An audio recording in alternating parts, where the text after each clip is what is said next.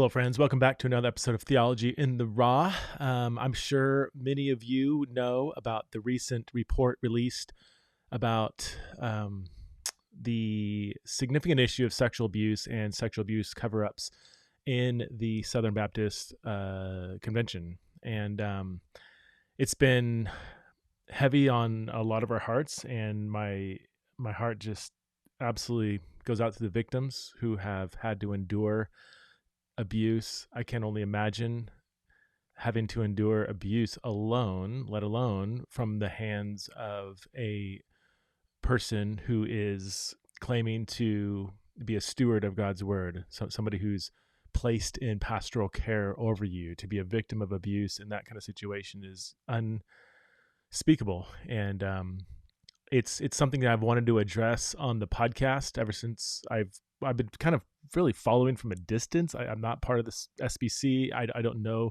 a lot of the details. I just kind of follow it from what I read online and talk to some people that are in the SBC. But I've wanted to address it on the podcast, at least get better informed. And I've really been careful on who I have on the podcast to even talk about it because of the sensitive nature of it. So I am going to have on two guests to talk about the SBC report.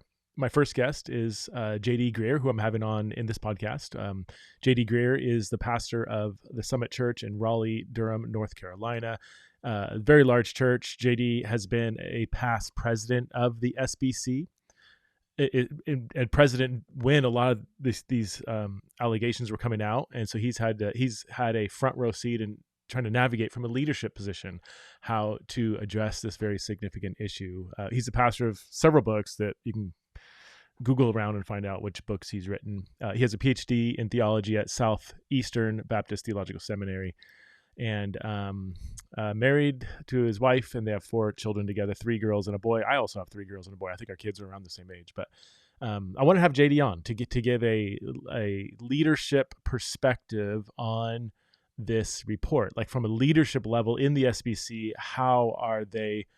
How has he processed what's been going on, and how are they going to move forward?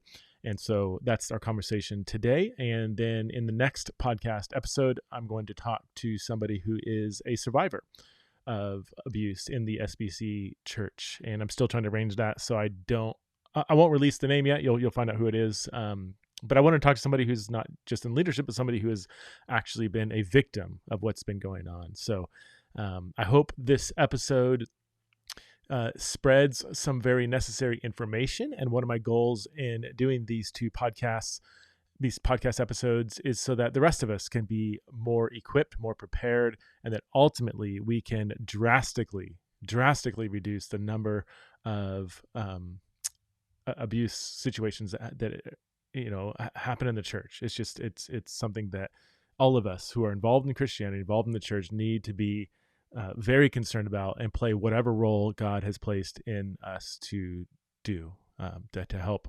us move forward in this. So please welcome to the show for the first time, J.D. Greear. Okay, hey friends, welcome back to another episode of Theology in the Raw. This is a I don't know how to frame it. I mean, a really important podcast. Although I like to think all my podcasts are important on some level, but this one's sober and serious. And I'm really excited to talk to J.D. Greear about this report that was released in the SBC about sexual abuse and correlated, I guess, cover-ups. I'm not part of the SBC, never have been. I not intentionally. JD's like, what do you mean? But anyway, so I reached out to JD and said, hey, would you mind helping really to walk me through what's been going on, just so I have a good understanding? And he agreed. So thanks, JD, for coming on Theology in the Raw. I'm actually really excited about this conversation. Preston, I'm grateful, man. I appreciate your work. I listen to your podcast and grateful for a lot of the things that ways you've let out. So I'm honored to be a part of this conversation. That always scares me when people like J.D. Greear say they listen to my podcast. It's like, oh, wait, people are actually listening to this thing. Why don't you, can you give us a very basic 101 history leading up to this report that was released? Like for somebody that maybe has no clue, they're like, I just saw some new stuff. I have no clue what's going on. what's led up to this? Is this something that's really recent? Has this been an ongoing conversation in the SBC, or? So as far as I'll obviously bring my own perspective. There are other people who might start the conversation a lot sooner. But when it came on my radar screen was when the days leading up to my election as SBC president in June of 2018. I was talking with Russ Moore and Philip Bethencourt, the ERLC, and they said, we're just hearing from some people in Southern Baptist churches that how they've been treated when they came forward with a report of abuse was sometimes it was just careless. You want to think the people that were hearing it had good intentions, but just know what to do. And then other times it felt more malicious. And when I say malicious, I don't mean let me actually keep you in a place where you're being abused, but I mean malicious, like, we should just sweep this under the rug. Let us handle this. Let us take care of it. We don't want to embarrass the church or embarrass the denomination. So when I say malicious, that's what I mean. Okay. I can't name for you anybody right now on this whole deal that's like, let me figure out how to really protect abusers. I mean, it's just malicious where they're just not thinking about the safety of the victim, and they're only thinking about their idolatrous reputation. So, anyway, so my first act as president after being elected was to assemble this team that I just said, I wanted it to really take a look from top to bottom. It was not all Southern Baptist on this, in this group. It was, we just said, let's get the best of the best when it comes to legal, when it comes to pastoral, when it comes to professional counseling, and let's just put together a group that can study this top to bottom and recommend, because ultimately we knew it wasn't going to be policy change. It was going to be cultural change. And we talked to all kinds of survivors, me and that team did through this, and came up with a thing called the Church Cares curriculum. And it was a way of getting churches to be able to have best practices, on the local church level. Had a real good response to it, just early on those first few days as we were putting all that together. Well, then in February of 2019, that was when this Houston Chronicle report was released. Okay. And they cited 700 or so cases that they knew about of mishandled sexual abuse allegations in the SBC. And that kind of put it to a crisis level, because not only was it in the national conversation, it just revealed that what we had been hearing was really just the tip of the iceberg. Oh, wow. I do think it's important to understand, like, this was a conversation taking place before the Houston Chronicle article came out, and we already had all these pieces there, but that just really came out and sort of sent it into like, hey, this just moved from urgent to nuclear. Yeah. And so in the providence of God, it was like 3 weeks after this article came out, or maybe 2 weeks, we had our executive committee meeting. And since, you got listeners who are like, what do all these terms mean? The executive committee is a group of people that between conventions. The Southern Baptist, ultimately the ones who hold the power in the Southern Baptist Convention are the messengers in the churches. It's a bottom up structure. And so they come together once a year to vote, make big decisions, but then they, by means of electing a president who then appoints, committees to appoint trustees, this executive committee, they end up, there are 86 members that run the business. And so I was about to address them. And that's when I basically took this article and I said, we're in a critical place. And I cited 10 of the churches that were named in the Houston Chronicle article that were, fairly prominent churches or had a really pretty egregious violation. And I just said, these churches owe us an explanation. We don't assume they're guilty, but they owe us an explanation, because if we're going to say that we have doctrinal standards for coming together as Baptists, we also there needs to be understanding of what we require of one another to be in fellowship, that we can't show a wanton disregard for the safety of victims. And so, in between there and when the convention met in June, man, it just really, God was working. This sex abuse task force that I appointed, and really came up with, we had an enthusiastic response on behalf of churches and Southern Baptist entities to do this curriculum and to get up to speed. I really felt like, Preston, I'm not one of those guys that, feels like every morning God speaks to me in my Cheerios and I'm always hearing voices whisper, but it was one of those times that very clearly the Lord said to me, you need to put aside any concern for your reputation and the reputation of this group of churches you're a part of. And you need to focus entirely on these sheep that I died for. Yeah. And if you focus on that, if you focus on my children, I'll handle everything else. Yeah.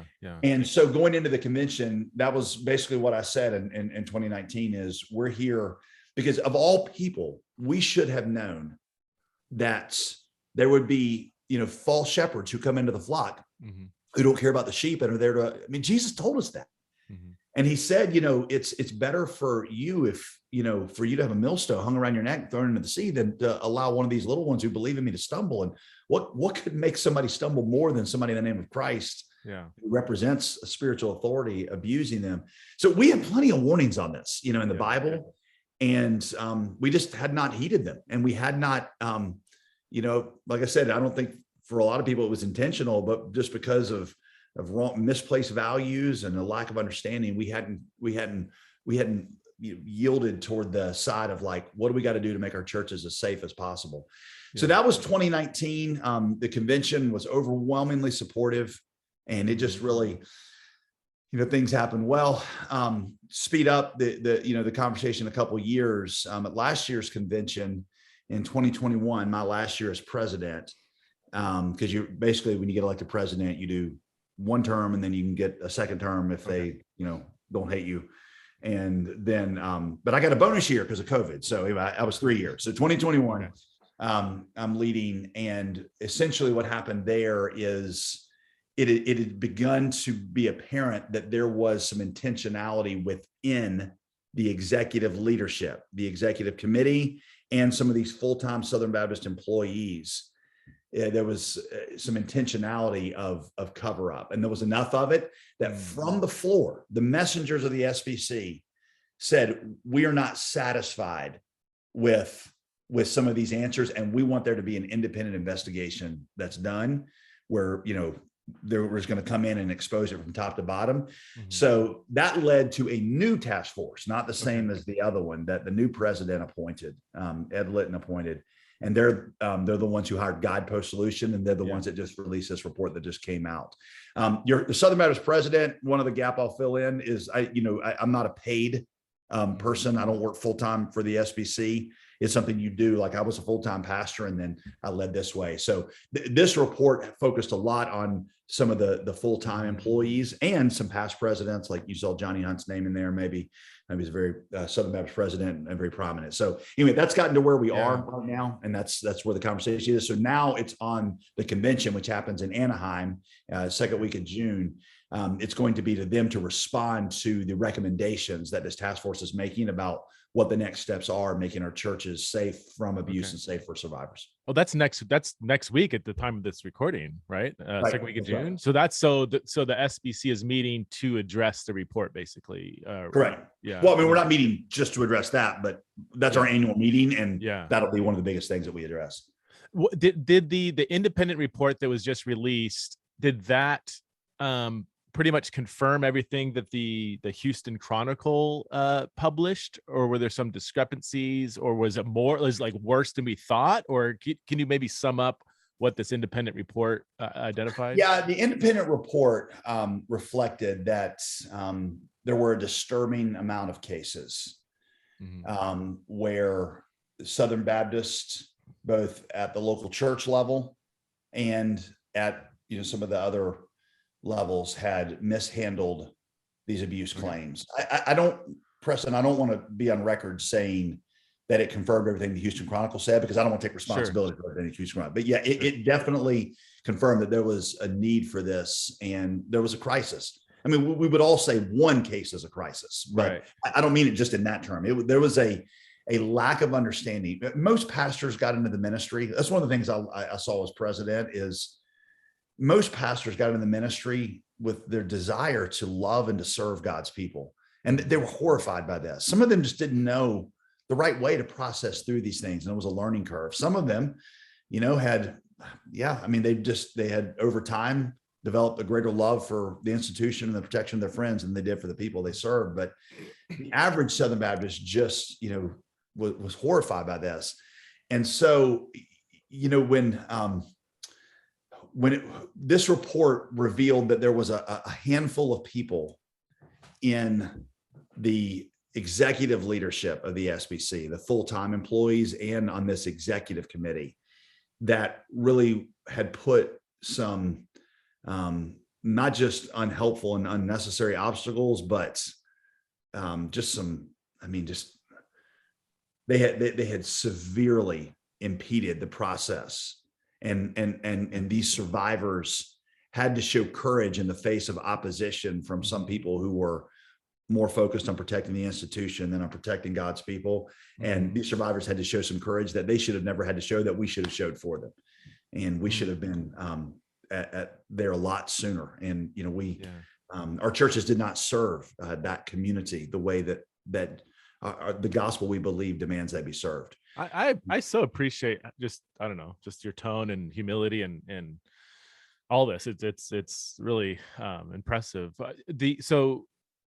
Those senior leaders, has that been addressed? Is that could only imagine how challenging that would be in the SBC. I mean, do you feel like the SBC is making good headway in making sure that doesn't happen again? Yeah. So first of all, Preston, let's just make clear that there's a time to talk about fixing things and to celebrate and to, I hate to use the word justify. Yeah. But this is not that time. Right. This is a time for us to lament and to repent. And so I want to say that as clearly as I can. And then I want to answer your question, because I just don't want my answer of that question to be like, oh, here's all the things that are changed. Right. I mean, we're coming into Anaheim with a spirit of heaviness and just a brokenness over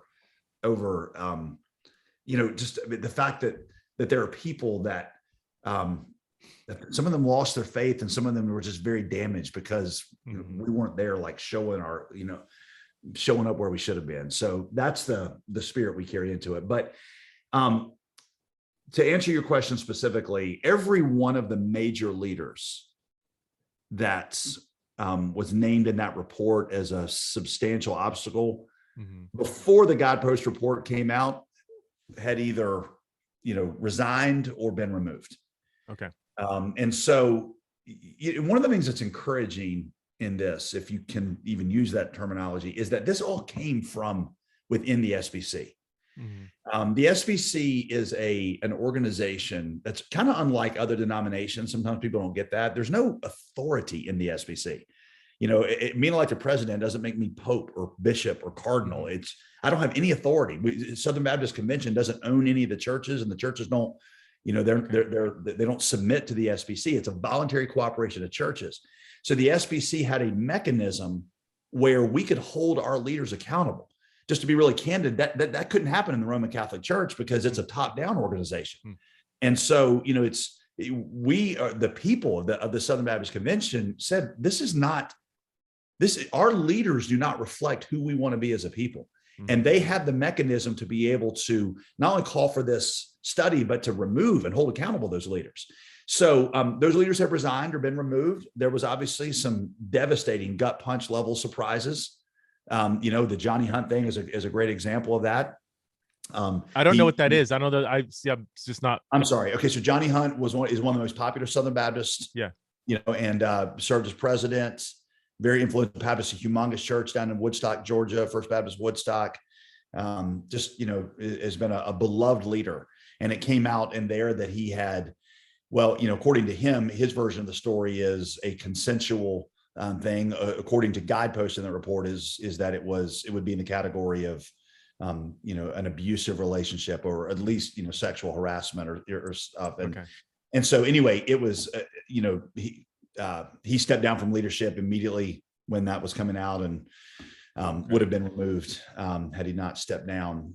So anyway, all that to say is all those leaders, yes, they had moved. The executive committee, that if you get into the report, you'll see that one of the groups that did the most obfuscation was this executive committee.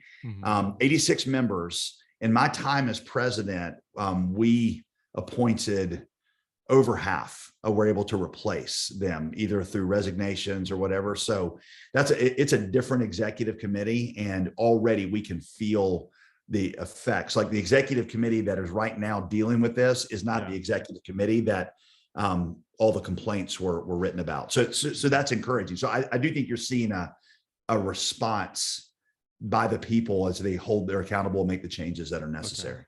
So just to get my mind around it too, like the allegations would span, as I understand it, all the way from like pastors and leaders who were actually committing abuse to pastors and leaders that might have been hearing about abuse but kind of covering it up or focusing on the reputation of the church above the victims, all the way maybe to pastors that were just negligent, like well-intended, maybe like really, oh man, I want to handle this well, but just weren't prepared and maybe didn't handle it as they should. Is that the kind of spectrum of stuff that has come up in the report?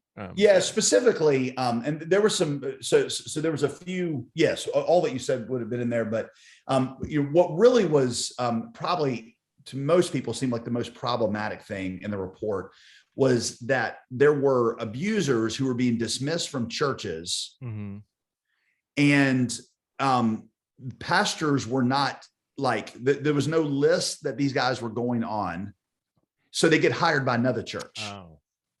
And there was even cases where pastors who had been in leadership, when they released a staff member, even gave neutral to positive references for this person, or said that they were dismissed for one thing when it actually was another thing. Maybe it was 2 or 3 things together that was they would. And so they said, well, we're going to comment on this, but not this over here. And that enabled somebody, an abuser, to be in a place where they did it again. That's probably the most difficult. Then there was, on the executive committee, you had people who were, essentially, blaming the victim, kind of thing. There was a culture of that. Then there was also, there's one really heartbreaking case where a prominent Southern Baptist female employee had been sexually abused, and the story that was told about her was basically that it was consensual, and it was official. That was sort of the official communication of Baptists when it was not. And even after it was a long time of like fighting to get them to retract it. And even when it finally was retracted, it did not speak, kind of repentance and humility. It was just sort of like a save face and move on kind of posture. Why the SBC? Or I guess I got kind of 2-pronged question. Do you think, or do you know, or maybe, I don't know, like, is this pretty much common among all denominations or even non-denominational churches and it just hasn't come out yet? Or is there something intrinsic to the SBC why this seems to be, the optics of it, so prevalent in the SBC in particular? I don't know if that. Yeah, I don't know. I don't think I would say that. And I don't think that's really, in fact, one of the most dangerous thing you can do is to say that's their theology or that's their culture. It doesn't happen here. A lot of us made that mistake with the Catholics.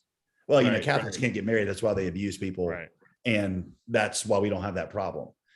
And like I said at the beginning, of all people, we should have known that there would be shepherds who come in and abuse the flock, because Jesus told us that.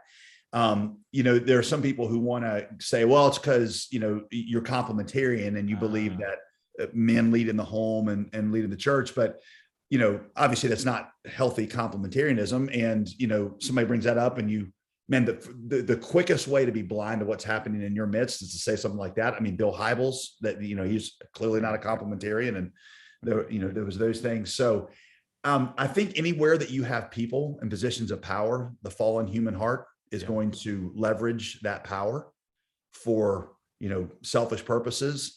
And so I think a wise structure, whether you're talking about a denomination or a church, has leaders that are accountable. As pastor of a church now, it is very important to me that I'm not in charge of my elder board. I lose votes to my elders. That's very important because while, I'm telling you, there's nothing that I'm hiding. I need to make sure, I need to make sure that things like David Powlison used to say, things that grow in a secret garden always grow mutant. And when you have unchecked, unaccountable authority, it will grow mutant. I don't want that at our church. And I don't want that in the convention I'm a part of. Now, again, if you understand, I'm not trying to justify anything. What I'm trying to say is I'm grateful that in this association of churches, it is a bottom-up structure where ultimately the people hold their leaders accountable and not vice versa. Because I think leaders with power go corrupt quicker than a large body of people do. So that's the accusation that the SBC has gotten, that it's your complementarian theology that is a breeding ground for this kind of stuff, which, if that's true, I mean, the PCA is complementarian, EV Free is complementarian. There's many non-denominational churches are complementarian. And either there's similar stuff going on there or it hasn't come out yet, or maybe it's not endemic simply to, and we have to distinguish between unbiblical forms of complementarianism that are very much unbiblically hierarchical and devalue women and uphold male unhealthy forms of leadership versus as I read the Bible, and if I read it through a complementarian lens, it's just, there is no kind of like top-down CEO hierarchical, Right. So I do get, I don't know. I want to think through this more. I don't want to speak too strongly, but I don't know. I do want to at least make a distinction between biblical healthy forms of a certain theology versus abuses to that theology. What goes under the label? What goes under the label? And this, you could argue, this is not a fair label. What goes under the label patriarchy? Yeah, where you really have. You may give a head nod to men and women being equal, but in reality, the man exists in some kind of unchallenged authority, and the woman is really only in a servant role. In whether we're talking the home or the organization. Yeah, that's an unbiblical and unhealthy version of patriarchy. What a healthy version of that is, and what I would myself believe, is that there is equality in the essence and the image of God, and then in various spheres God assigns leadership relationships, and just because there's a bad version of that leadership doesn't mean the very concept of leadership is wrong. And as you see with things, and I'm not trying to pick on him or anybody, but as you see with someone like all the stuff that came out with Bill Hybels and others. Again, I'm not weighing in on the allegations of what true or not, but what you see is at least the accusations that people in those structures, even with all the kind of as egalitarian as you could get, you still have people, if they're in unchecked places of power, that will leverage the power they have for money, sex, whatever it is that do that, and that's just not a healthy system. We should not be. Nobody was made to be unaccountable. And even the Me Too movement, and we can go outside the church and in secular spaces where complementarianism isn't a thing, Harvey Weinstein and others, where it's just like you give people the power, especially I would say men in particular would be more prone to this for various reasons. I think it's I think I agree with what you're saying. Again, I want to think through. You thought through it more than I have, but that you put any fallen human in a position of unchecked power, and whatever the ecclesiology is, that's just a bad recipe for disaster. Well, right now, you're here. Your listeners can't hear this, but right now I'm doing the Jedi mind trick on you, saying, "Yes, Preston. These are not the droids you're looking for." So you agree with me?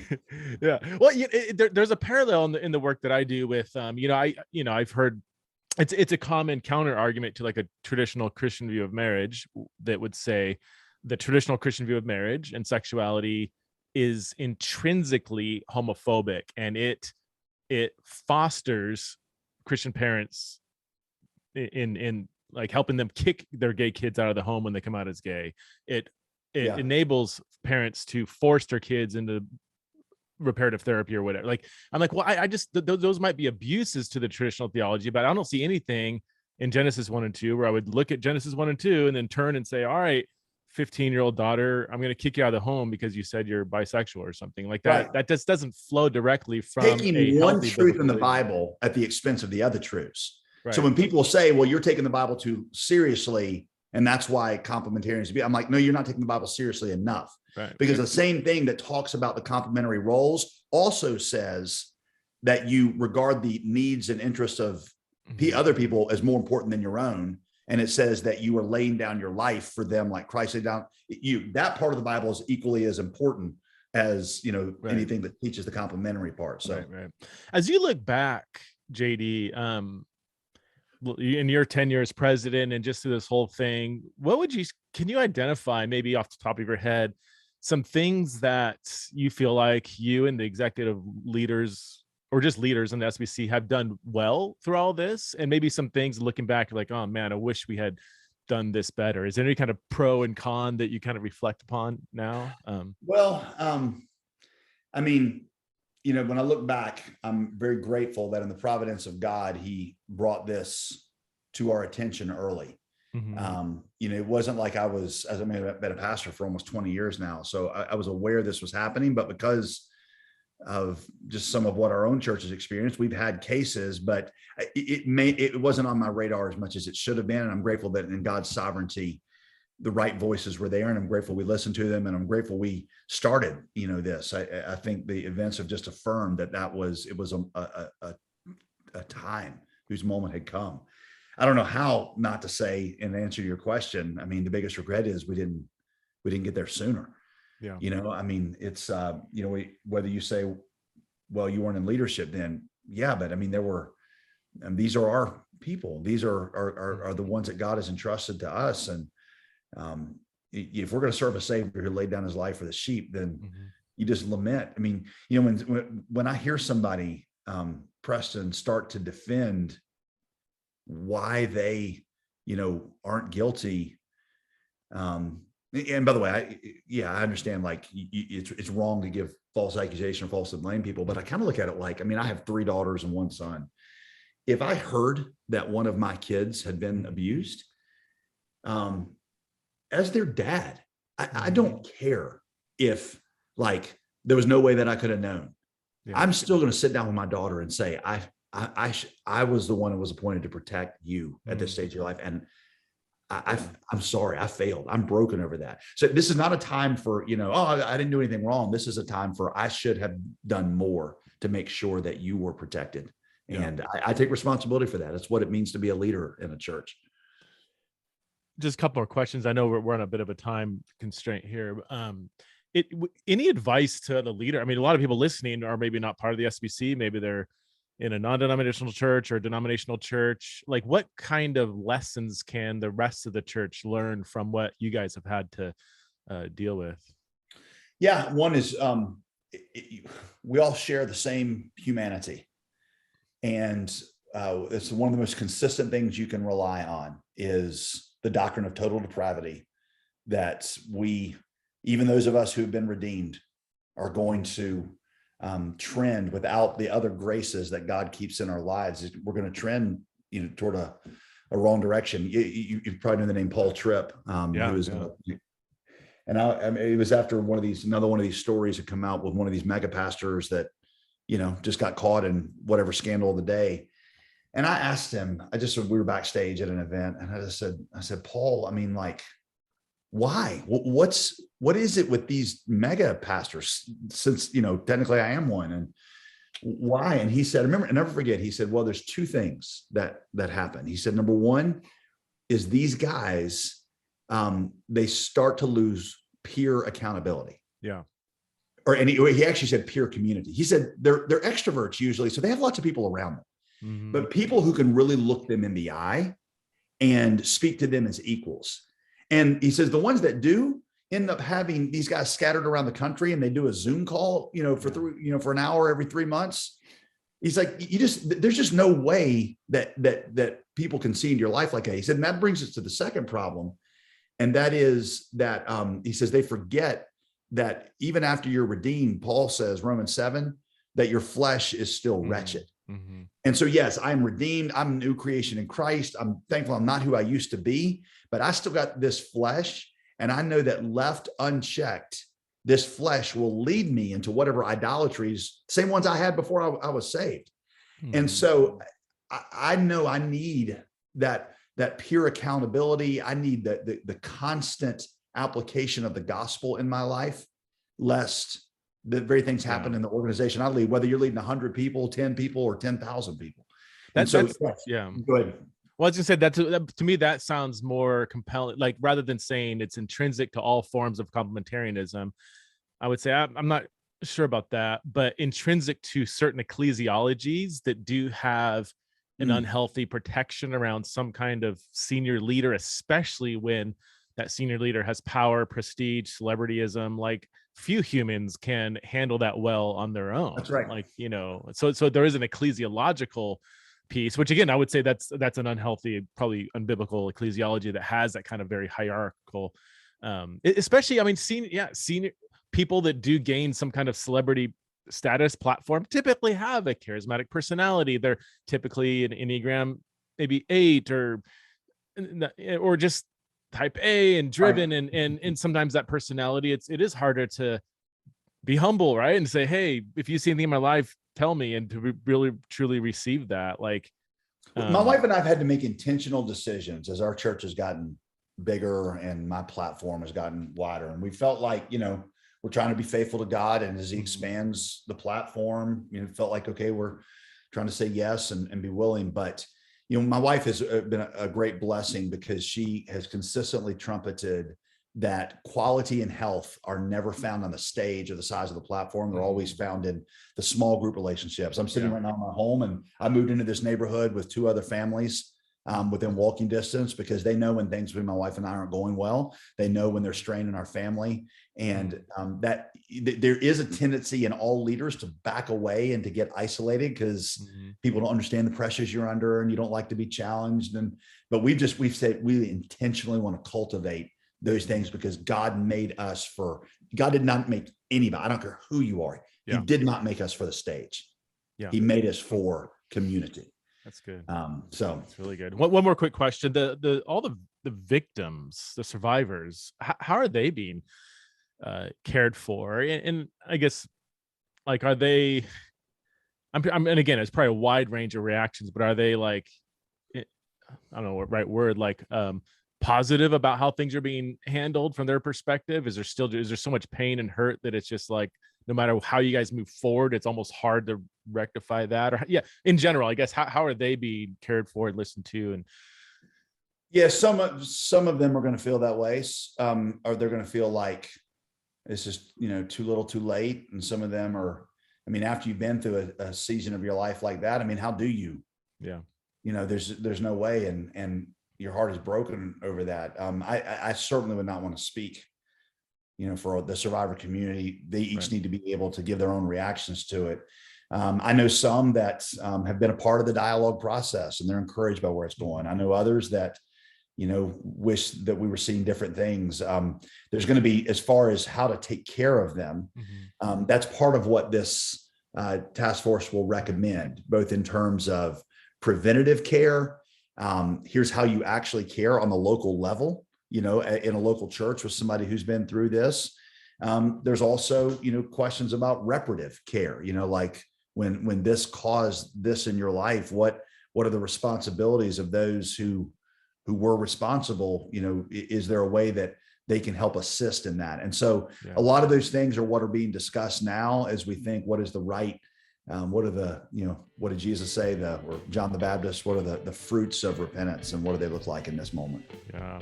JD, thanks so much for your time. Really appreciate your perspective, and we'll certainly be praying for this next meeting this next week. And I just really hope that Christ is magnified and people are healed, as much as that's possible through a really gnarly situation. So thanks for your time and all your honesty. Cared enough to ask. Yeah. All right. Take care, man. You too.